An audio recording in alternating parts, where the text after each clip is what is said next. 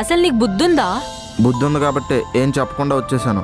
అరే ఒకసారి నీ మనసులో మాట చెప్తేనే కదా తెలిసేది. ఆల్రెడీ మనసులు ఫిక్స్ అయ్యాక మనసులో మాటలు ఎవరికి కావాలి చందు? ఇలాంటి సోచ్ చెప్పడం ఆపి సొల్యూషన్ ఆలోచించు ప్రవీణ్. నేను మనసు చంపుకోవడమే దీనికి సొల్యూషన్. ఇవన్నీ అయ్యే పనులు కాదు కానీ నువ్వు ఇక్కడ ఉండు, నేను వెళ్ళి మాట్లాడేసి వస్తా. వద్దు, మీ ఇద్దరిలో ఈ విషయం ఎవరు బయట పెట్టినా నా మీద ఒట్టే. ఈ ఒట్లు గిట్లు ఎవడు నమ్మడు. నేను నిజంగానే సూసైడ్ అప్పో చేసుకుంటా. పోరా. ప్రవీణ్ నన్ను ఇష్టపడుతున్నాడా? అవును, చెప్పడానికి భయపడుతున్నాడు. అందుకే నేను చెప్తున్నా. మరి అన్నయ్యకి? అన్నీ సంగతి పక్కన పెట్టు. నీకు తన మీద ఎలాంటి ఒపీనియన్ ఉంది? ఎలాంటి ఒపీనియన్ లేదు.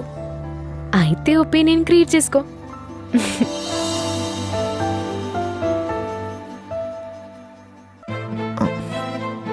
ఇప్పుడు టైం ఎంత? లంచ్ టైం కదా, తినేసి వస్తా.